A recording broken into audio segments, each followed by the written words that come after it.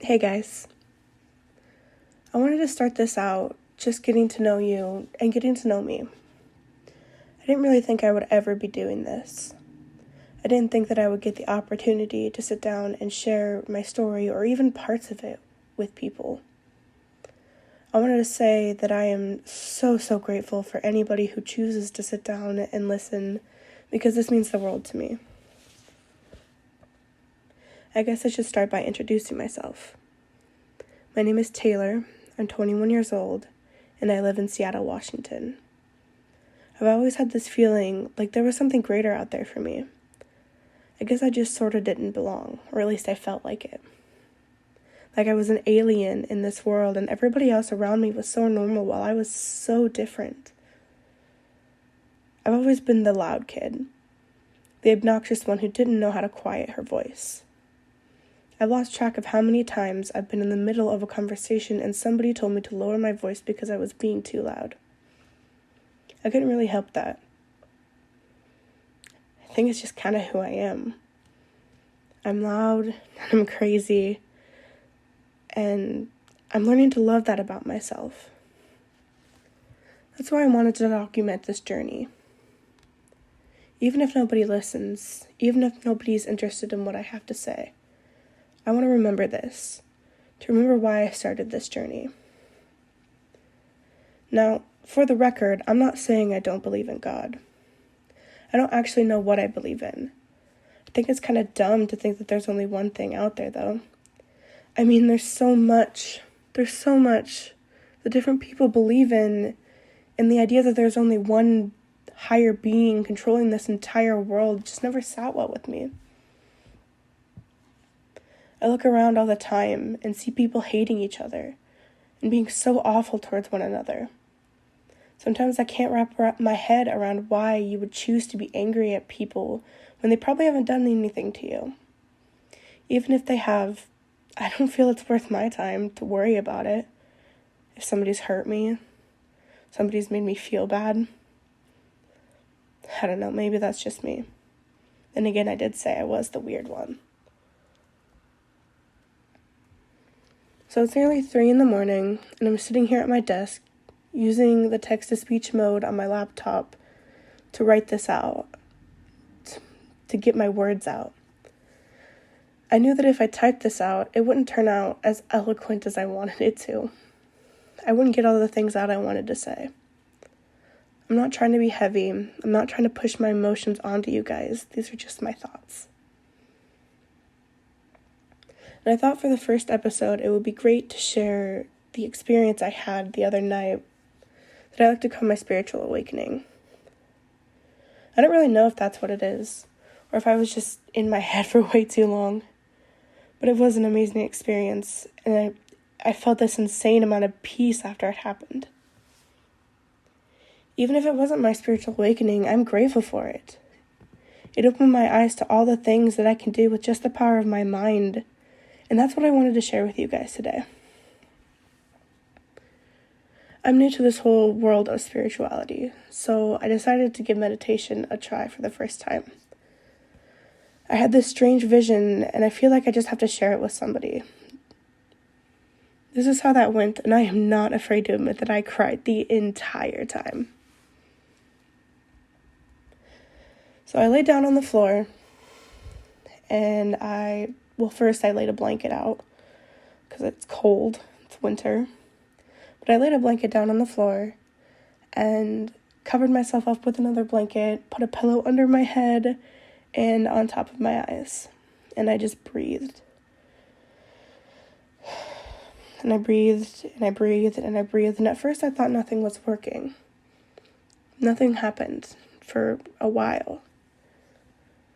But then suddenly I get this vision, and it's not really a vision, but it's more in my head.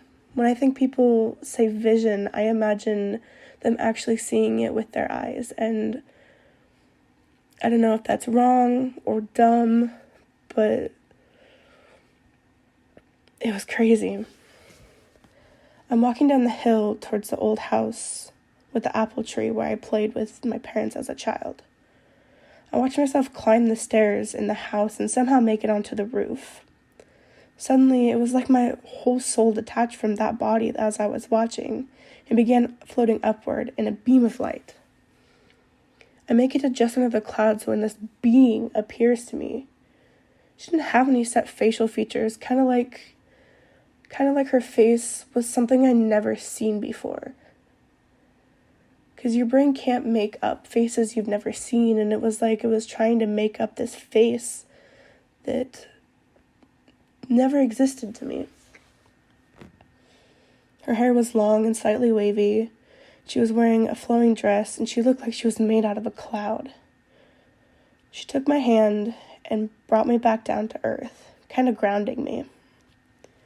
We began to walk away from the house and through the tall grass that surrounded it, and we reached a beautiful pond with shimmering water. When I looked down, I saw my reflection in the water. But this girl in front of me looked so much happier than I think I've ever felt before. I say to her, I want to know you, and I want to love you the way you deserve. I think that's when I started crying.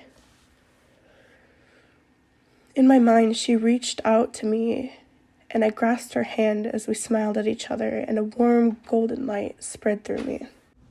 And then, all of a sudden, it was like the vision was gone. I felt myself being transported back to my body, which was laying just where I left it on the floor in my dorm room. My eyes were still closed, but the woman was sitting right next to me. She placed her hand on my chest, and that same golden light I felt before pulsed and began to grow where she touched. She said to me, "You are loved, and you are beautiful, and you are kind. I love you." But then suddenly this dark figure began to merge into her face and morph it into this grotesque mask that always seemed to distort the faces of the people and the happy memories I have. She noticed him almost immediately and sent him flying back towards the wall by the door. He began trying to send me darkness, like a fog that just wanted to seep into the light that she had given me. My spirit guide, the woman, who for some reason I felt her name was Elizabeth, placed her hand back on my chest and raised her other arm up to the dark man, shooting a bright beam of light out of both her hands.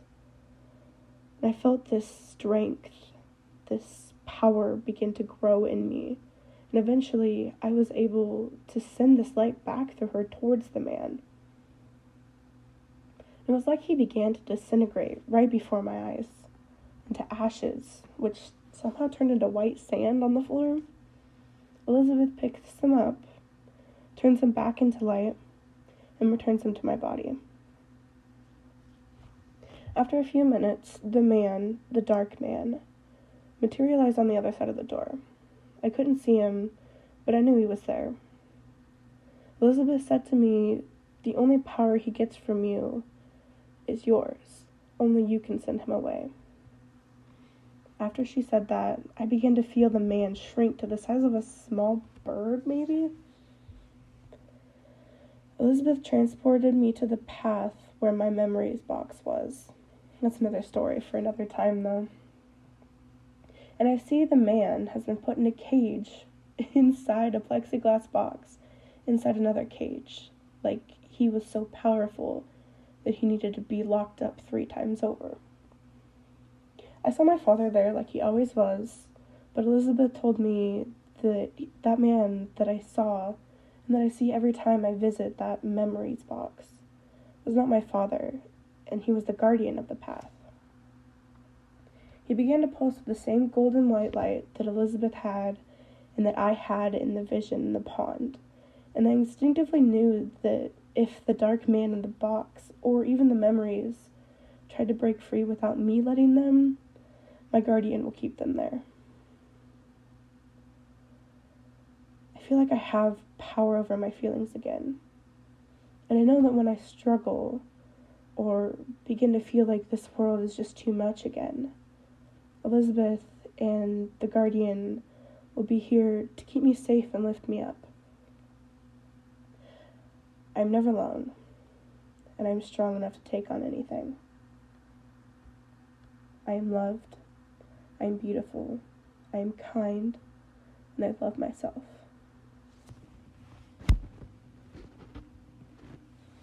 Anyway, thanks for chatting with me, guys. Hope that wasn't too heavy. I'll see you next week, and I'll probably have a brand new story for you. Thanks for listening.